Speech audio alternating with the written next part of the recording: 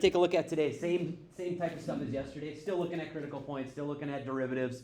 Where is the derivative positive? Function's increasing, derivative negative, decreasing, or derivative is zero, and you've got either a possible max or min. The only difference is we're going to do it with rational functions today. Okay, that's the one switch. So I have quite literally 2 examples for you, and then you'll have time to work. Okay, that's it. So here's example number 1. Example number 1, f of x equals 4x over x minus 5. There's a couple of little differences, but most of what you're going to do is still the same.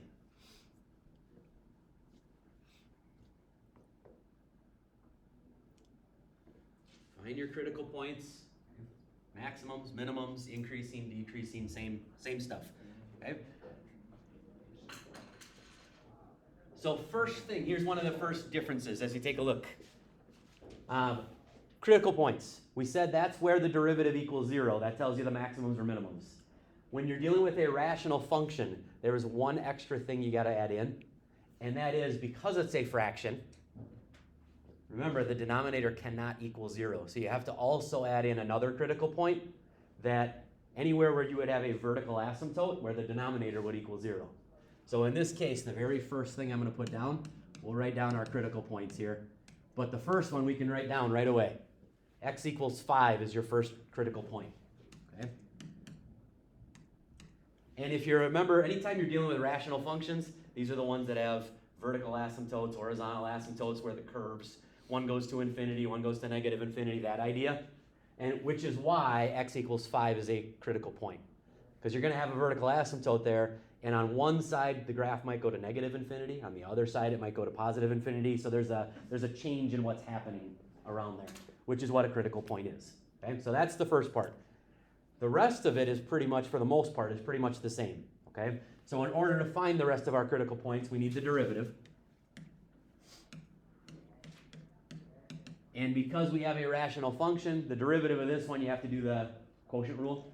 Okay? So if we do the quotient rule, low d high, x minus 5, that's the low. Derivative of the numerator times 4 minus high d low, okay, numerator 4x times the derivative of the denominator, which in this case is 1. All over, don't forget the denominator, the square of what's below, the denominator squared. So x minus 5 squared. Okay?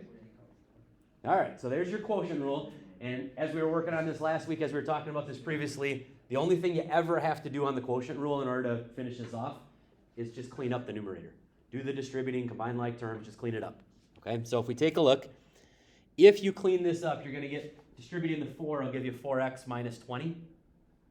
And then over here, you're going to get a negative 4x. So the 4x's will cancel out. So your actual derivative is going to be negative 20 over x minus 5 squared. Okay? Negative 20 over x minus 5 squared. So there's your derivative. And now here's the second concept is the same, but because it's rational, here's the second change. We said that now we take a look and we say, all right, let's set the derivative equal to 0. Well, where does a fraction equal 0? Only when the numerator equals 0. 0 divided by something is when a fraction will equal 0. So in this case, if you notice, negative 20 is never going to equal 0. There's no x's in there that I can solve for. So in this case, the derivative will never equal 0, which means we don't have any maximums or minimums. There are no relative max or minimums because the derivative will not equal 0. Okay?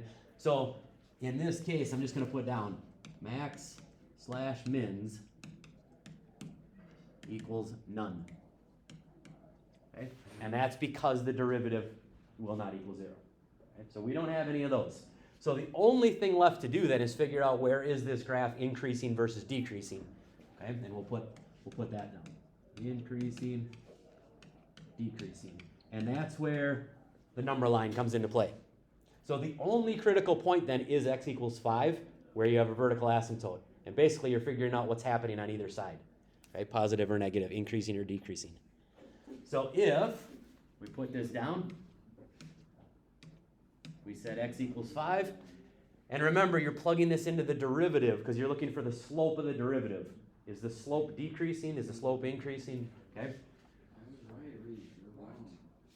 If we take a look, pick something less than 5. Doesn't matter what it is. Well, if you notice, numerator is always going to be negative, and the denominator will always be positive because of the squared. So ultimately, you're always going to have a negative divided by a positive, meaning negative answer. Then you go to the other side of 5, and it's actually the same thing. It doesn't change. So it's also negative, which means, in terms of increasing versus decreasing, there is no place this graph is increasing. Okay? So I'm going to put not applicable for that one. Decreasing, it's everywhere but 5. Everywhere except for where your vertical asymptote is. So in this case, we would have negative infinity to 5, union 5 to infinity. And again, using parentheses because we're not including any of those values. Okay? Now, just a quick heads up. If you were to graph this, okay, if you were to actually take a look at the graph, and I'm not going to have you graph this by hand or anything. We could find x-intercepts and y-intercepts and asymptotes, and we could add in a lot of things. Mainly, we're going to stay focused on just the derivatives and the increasing and decreasing. But if you were to actually graph this, here's kind of what this would look like, because I want to confirm what you're talking about. We would have a horizontal asymptote at 4. If you remember going back to limits and stuff again, the limit of this function would be 4 over 1. So you'd have a horizontal asymptote at 4. You'd have a vertical asymptote at 5.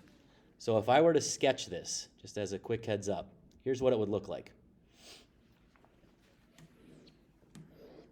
If this is 5, and if this was my y value at 4, here's your horizontal asymptote, here's your vertical asymptote, and ultimately your graph would look something like this.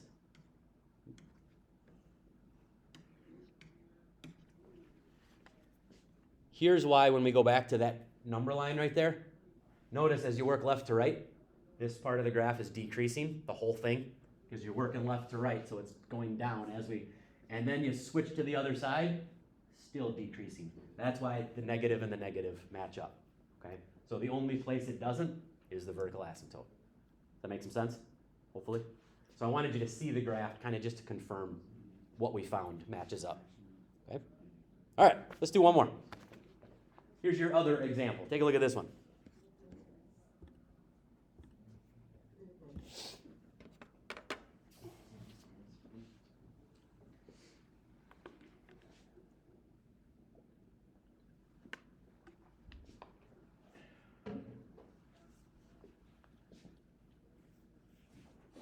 So again, let's start with the critical points.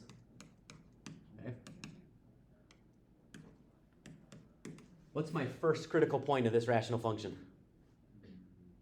Where would I have a vertical asymptote? Negative 1 3/2. Yep. Set the denominator equal to 0. Can't have 0 in the denominator. Negative 1 1/2, negative 3/2. Okay. So there's your first critical point. We got to see what's going on each side of the vertical asymptote. Okay. And then to find any other ones, we need the derivative. Okay. So same thing. Let's use our quotient rule here. Low D high. Oh, one quick heads up, by the way. Notice there's a negative out front. I would highly suggest you just, so you don't forget about it, put the negative with the x squared. Okay? So maybe get rid of that there and put it there. Now, we're not squaring the negative, but that way you don't forget that there is a negative there. So low D high, we have 2x plus 3 times the derivative of the numerator, which is negative 2x then. Okay? That's where you want to make sure you don't forget the negative. Minus high D low, negative x squared, times the derivative of the denominator, which is 2, all over denominator squared. And again, clean up the numerator. Do your distributing and see what we get.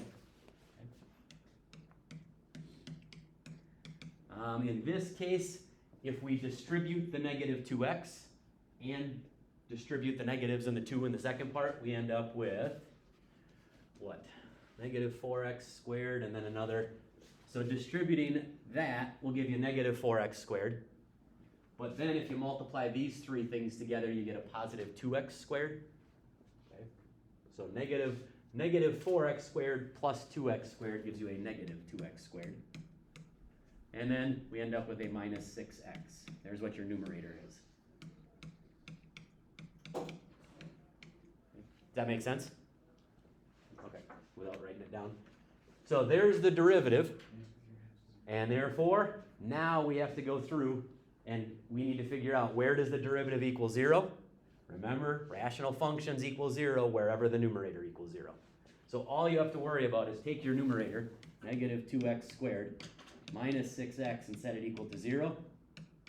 And then we can solve from there to find out where are my other critical points. So in this case, we will have maximum and minimums on this one. And at the very end, I'll show you the graph as well, and I'll explain why. So, same thing. Now we're back to like what we were doing yesterday. Factor that. You can factor out a negative 2x out of both of those. So I'm going to take that out, which means we've got x plus 3. And now, zero product property means my other critical points, my max or mins, first one's going to come from 0. Second one will come from x equals negative 3. Okay? So, we end up with 3 critical values. A max, a min more than likely, and a vertical asymptote, kind of seeing what's happening. Okay? So those are the critical points. So now, as we're trying to figure out, especially the last two, 0 and negative 3, when we're looking at, let me move back up here. When we're looking at maximums versus minimums, remember, in order to figure out if it's a max or a min, that's where you need that number line. You got to look at the slopes, and is it increasing versus decreasing? So let's do it again. Let's put our critical points on the number line, which we said was negative 3, negative 3 halves, and then we said 0. And you check each area of your number line to see what's happening in terms of positive versus negative. Now, quick heads up. Again, remember you're plugging this into the derivative, and you're trying to figure out what the slope is, positive versus negative. If you take a look at your derivative, denominator again will always be positive because it's squared. So really, you know you're going to get something over a positive number always. You really got to just focus on the numerator. What over a positive? And that's where I'm going to come back to the factored form because I think it's easier. So if I take, for example, say I take negative 5 and I plug it into the factored form. This would be positive. This would be negative. So we get a negative numerator over a positive denominator, meaning the function is decreasing to the left of negative 3. Then if we go between negative 3 and negative 3 halves, negative 3 and negative 1 1/2, so let's take negative 2. First factor will be positive. Second factor will be positive. Therefore, positive numerator over positive denominator, which means, by the way, since we're going from decreasing to increasing, what is negative 3? Is it a maximum or a minimum? Minimum. Decreasing, and then it's changing to increasing. You have a low point. So you just identified your minimum. It's negative 3 comma something. We'll figure out the something later. If we keep going, between negative 3 halves and 0, let's say I pick negative 1. Positive first factor, positive second factor, and therefore positive numerator over positive denominator. 2 positives there. So on either side, we said negative 3 halves was the vertical asymptote. It's increasing on both sides. And again, we'll take a look at what that looks like in a second. And then the last one, anything that's positive, plug in 5.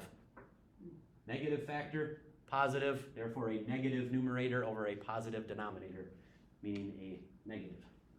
And therefore, at 0, since it's going from increasing to decreasing, that means that you have a maximum value at x equals 0. Quick question to finish those off. How do I find the y-coordinates of your max and your min then? Use the original. Yeah, it's the only time you go back to the original. If you're going to find if we plug in 0, and let's just do it real quickly just to finish it off. We get 0 over 3, which means the origin is your maximum. Okay, you have a maximum at the origin if you plug 0 into the original problem. If you take negative 3 and plug it in, what do we get? Negative 9, negative 6, yeah, 3, right?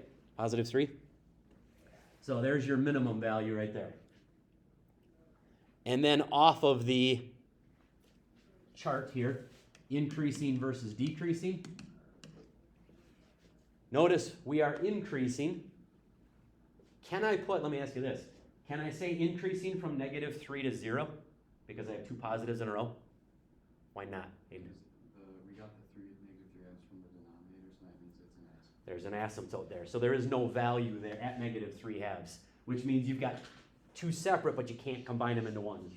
So we have from -3 to -3 halves. There's your first part. Union. And then the next interval would be from -3 halves to 0. Okay?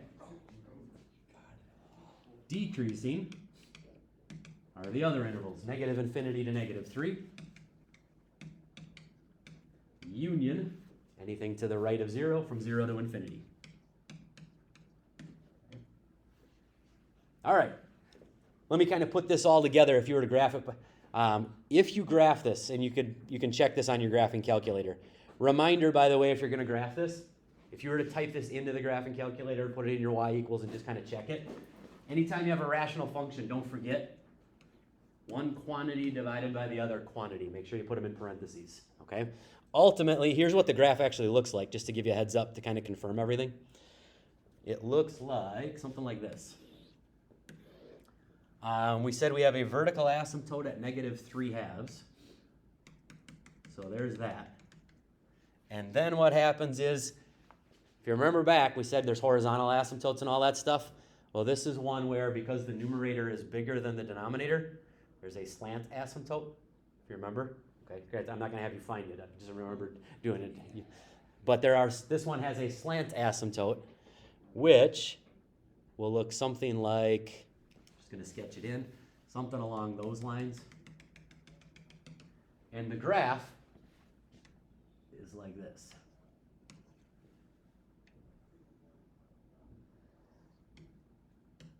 That's what the actual... Now, let's go back and take a look at what we have. We said to the left of -3, it was decreasing. Here's the decreasing part right here. There's your minimum right there. That's that -3. Then we said on the other side, then it is increasing. That's what this piece right here is that. Then we said on the other side of -3 halves, the graph is increasing. That's this part right here. Remember, we're working left to right. So it's increasing. There's your 0, 0 right there. There's the maximum. And then it goes back to decreasing again. Okay? So this graph matches up with our slopes and our maximums and minimums and all that kind of stuff. Okay? Not a lot different, but a little bit when you're dealing with rational functions. Okay? Anybody with questions? Anything? All right. Then, assignment. I've got 2 things for you today. Number 1, if you didn't finish the one from yesterday, you should start working on that or finish that up. If you did finish it, I have 6 questions for you today that some people in the other class finished up before they even left. Okay?